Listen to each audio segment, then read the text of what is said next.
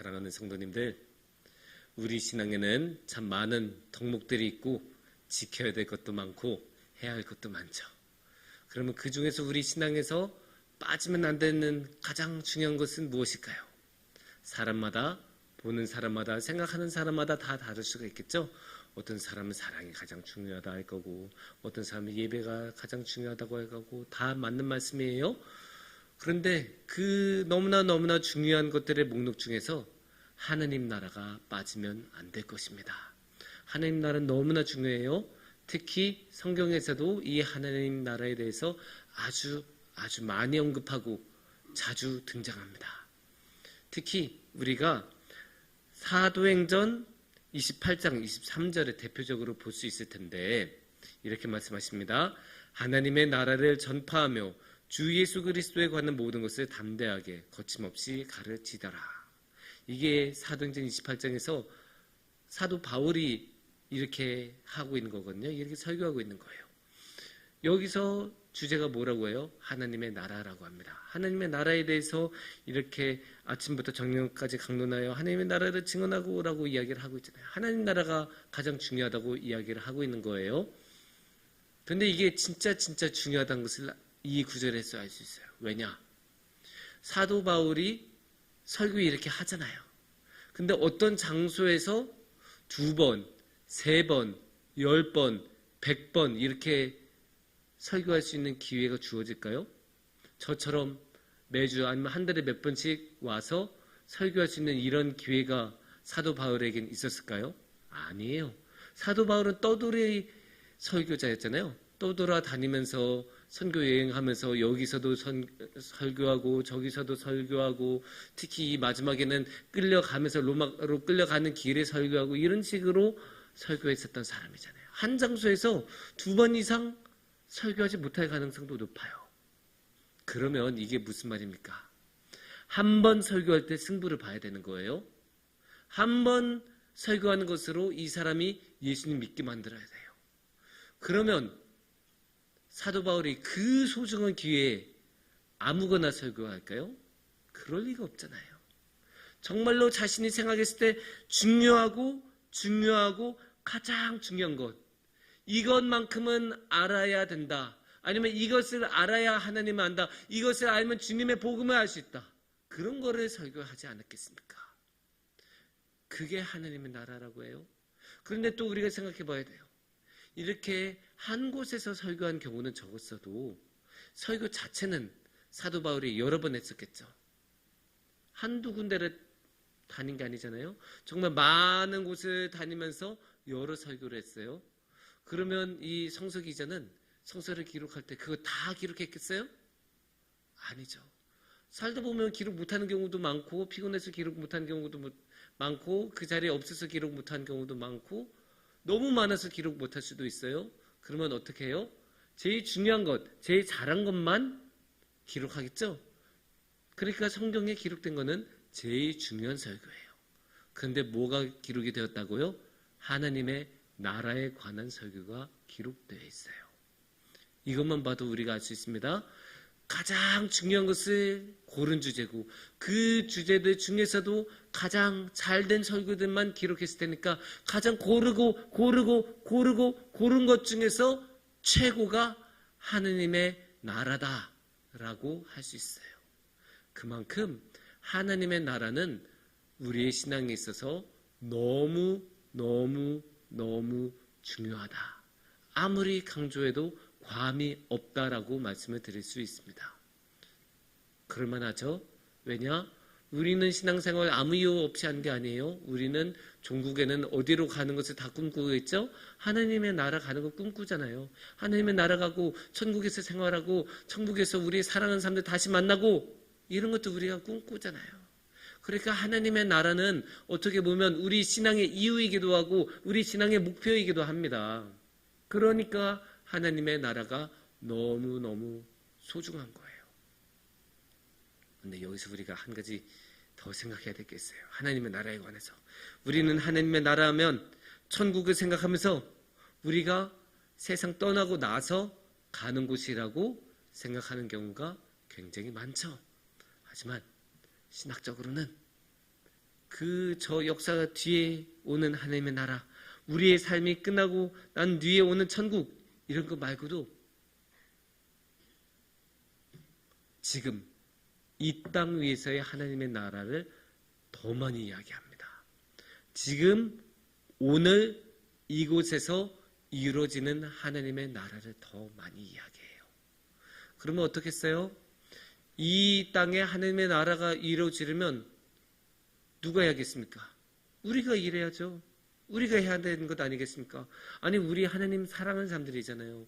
우리 하나님의 종이라고 맨날 말하잖아요.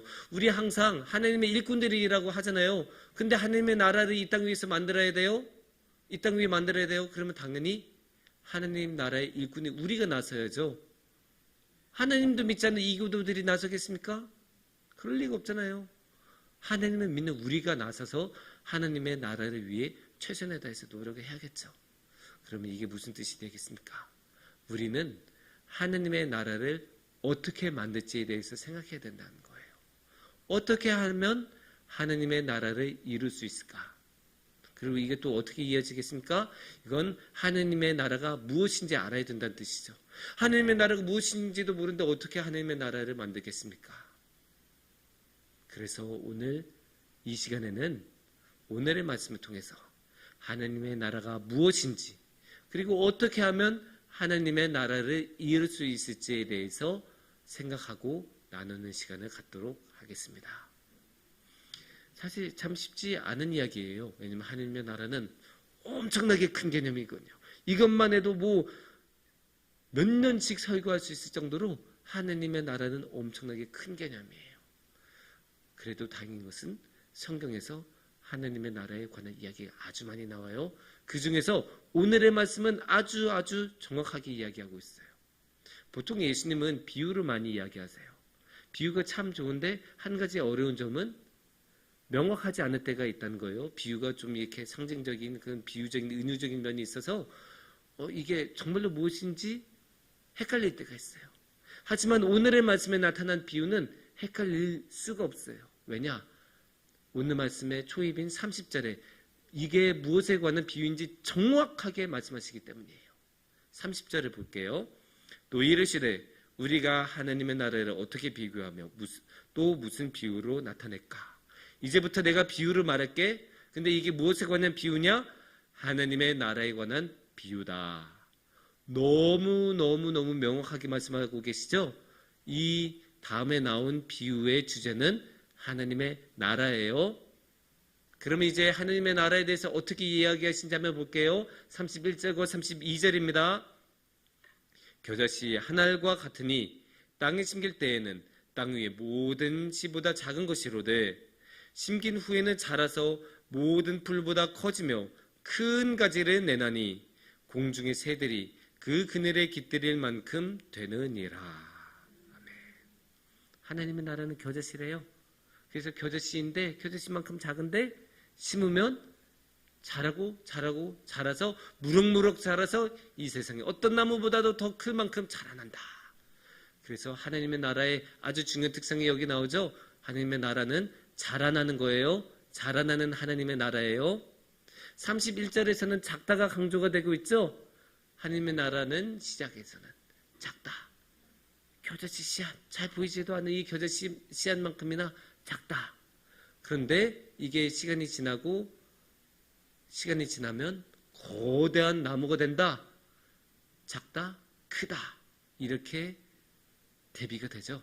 그러면서 그 둘을 이어주는 건 자라난다는 거겠죠. 이렇게 크게 아름답게 자라난다는 것을 우리가 볼 수 있습니다. 그래서 여기서는 두 가지 특징이 나와요. 하나님의 나라에 관한 두 가지 특징. 첫 번째, 하나님의 나라는 크다. 하나님의 나라는 커요. 32절에 분명히 크다고 말씀하셨잖아요. 근데 이게 이렇게 말하면 또 어떤 사람들 꼭 정말로 그러면 몇 미터쯤 돼요? 그 면적이 중국보다 커요? 러시아보다 큽니까?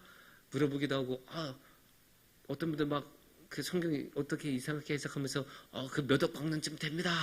이렇게 말씀하시는데 물리적으로 크다는 것을 말하는 건 아니에요. 오늘의 말씀에서 진짜 물리적으로 몇 미터, 몇 킬로미터 막 그런 거 아니에요. 진짜 물리적인 것으로 말한 거라면 하나님 나라 사실 되게 작은 거예요. 제가 좀 찾아봤는데 겨자씨 나무가 커진다고 오늘의 말씀에서 그랬잖아요. 근데 겨자나무가 크면 1m 정도 된대요. 크다고 하긴 조금 그렇죠. 토양이 좀 좋은 데서 자라면 그래도 3m는 된대요. 물론 이제 처음에 겨자씨 씨앗에 비하면 어마어마하게 큰 거고 3m 정도 되면 그래도 새들이 와서 앉을 정도가 되기는 하지만 그래도 3m 보고 우리가 어마어마하게 크다라고 경탄을 할 정도가 되지는 않잖아요. 이 세상에서 가장 큰 나무가 몇 미터인지 아십니까?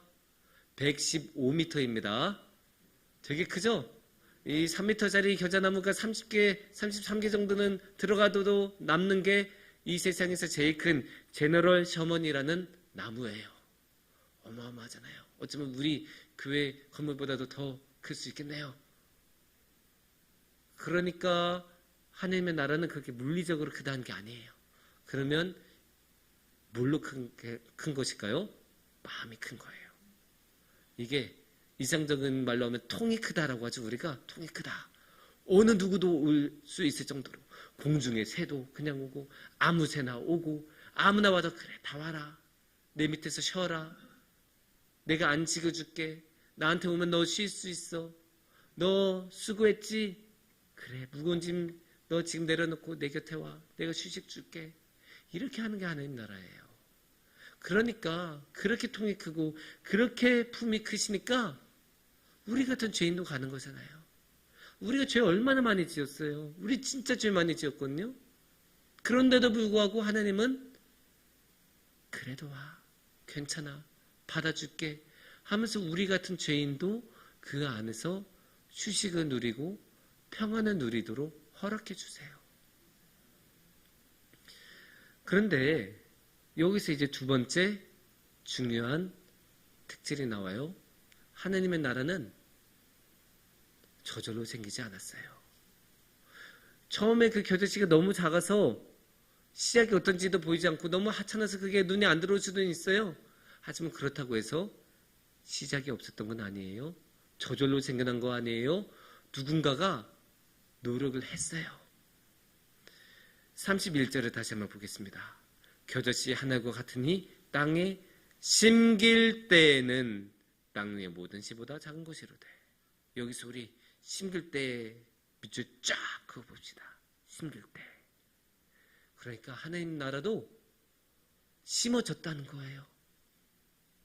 하나님의 나라 근데 갑자기 생긴 거 아니에요. 어쩌다 생긴 거 아니에요. 우연하게 하다 보니 나온 거 아니에요. 누군가가 의지를 가지고 의도를 가지고 땅을 파고 그 안에 씨를 넣어서 그래서 심었을 때 그 하나님 나라가 자라고 자라서 모두가 쉴 수 있는 하나님의 나라가 된 거예요. 이거 우리가 잊으면 안 돼요. 우리는 하나님의 나라라고 하니까 당연히 있는 거라고 생각하고 우리가 죽으면 당연히 가는 곳이라고 생각하고 아무것도 안 해도 우리 그냥 일단은 가고 본다라고 생각하지만 아니에요. 그 하나님 나라 누군가는 피눈물 흘리면서 핏땀 흘리면서 심은 거예요. 심어서 생긴 거예요. 아무 이유 없이 생긴 건 아니에요. 정말로 누군가는 노력해서 생긴 거예요. 하나님의 나라도 씨를 뿌리고 심었기 때문에 생겼습니다. 물론 이제 이렇게 말하면 근데 하나님 나라 우리가 심으려고 하면 심을 수 있어요? 의문을 가질 수 있어요? 그거 맞아요. 당연히 사람이 하고 싶다고 하나님 나라 만들 수가 없죠. 이쯤에 우리 하나님 나라 한번 만들어 봅시다. 안 돼요.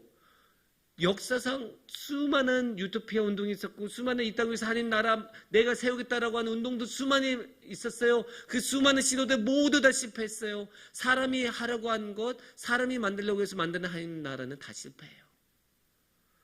하지만 우리가 정말로 순수한 마음을 가지고 우리가 하나님의 마음을 가지고 하나님의 나라를 심을 때는 달라요. 우리가 우리의 이권을 위해서 하나님의 나라를 만드는 게 아니라 하나님을 위해서 하나님의 나라를 심을 때는 달라요. 왜냐? 하나님이 원하세요. 하나님이 그런 사람들을 찾으세요. 하나님은 하나님의 나라를 심을 사람들, 하나님의 나라의 씨앗을 뿌릴 사람들, 그런 사람들을 찾고 계세요. 그래서 이 세상 끝까지 주님의 말씀을 전하고 이 세상 끝까지 가서 아버지와 아들과 성령의 이름으로 세를 베풀라 그렇게 말씀하시잖아요.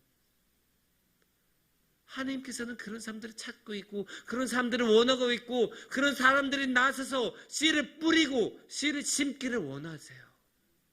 그래서 우리가 가는 거예요. 그리고 우리가 이것을 잊으면 안 돼요. 그거 정말로 잊으면 안 돼요.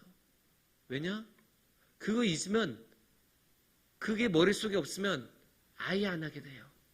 우리의 삶이 얼마나 바빠요. 우리가 할 게 얼마나 많아요. 그래서 우리가 그런 생각이 없으면 그런 게 마음에 없으면 시도조차도 하지 않고 그냥 우리 바쁜 인생 그냥 바쁘게 살아가다가 끝나요.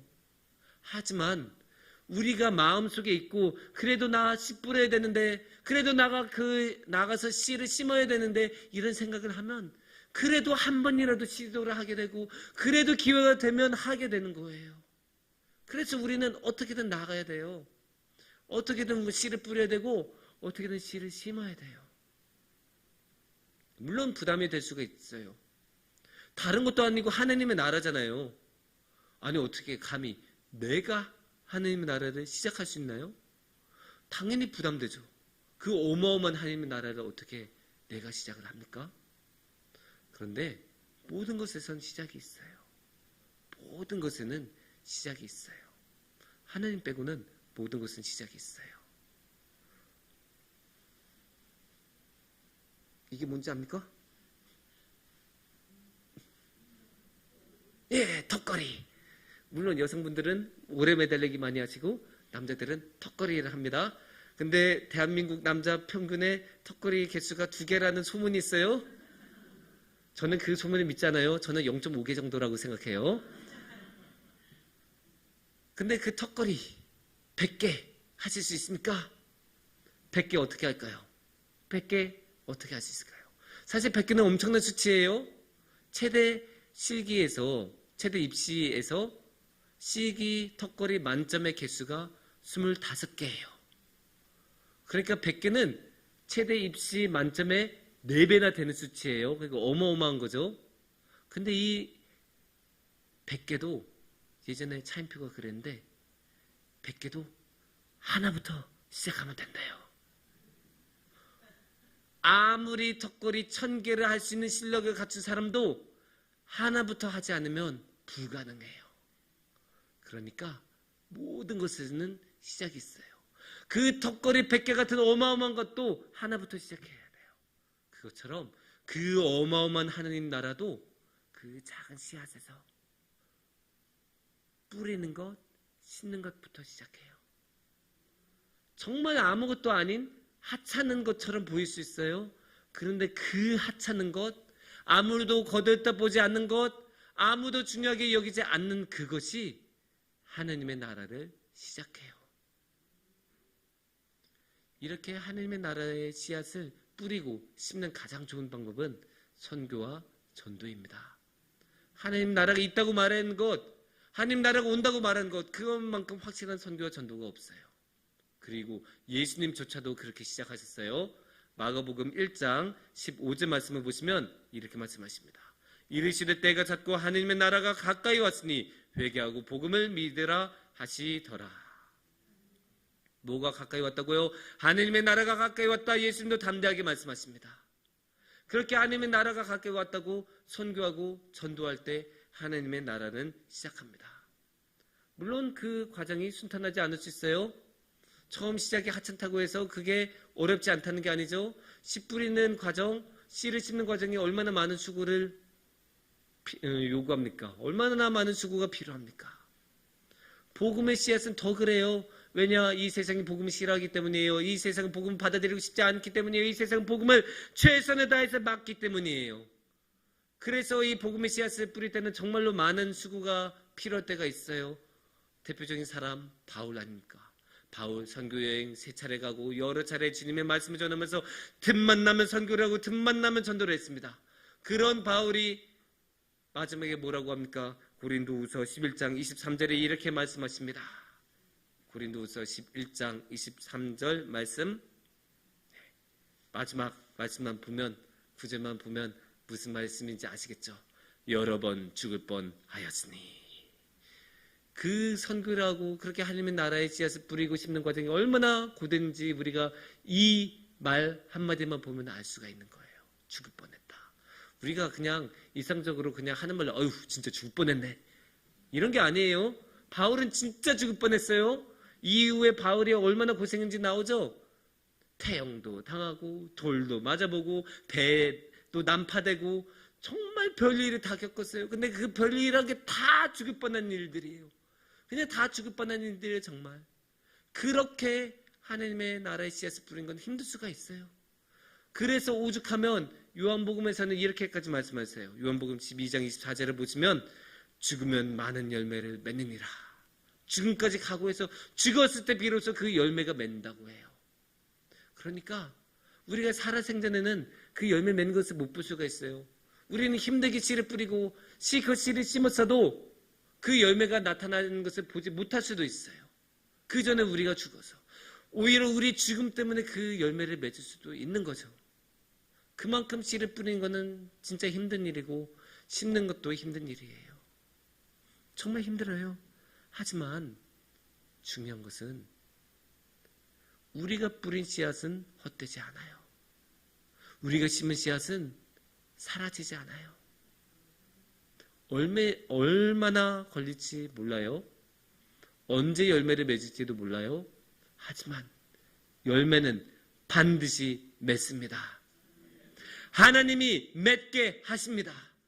지금은 비록 아무것도 없어 보이고 이루어지지 않을 것 같고 기미가 안 보이고 불가능하다 싶지만 반드시 열매는 맺어요.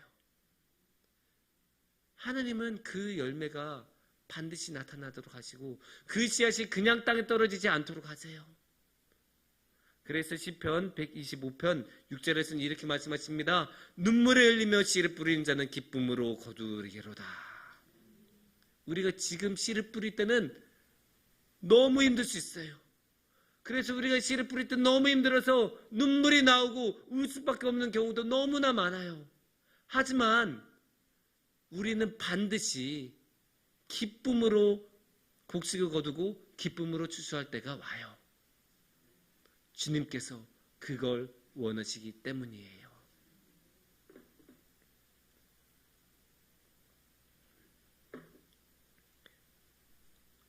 사랑하는 성도님들, 우리는 항상 해야 할 일도 많고 항상 바쁘고 힘들죠.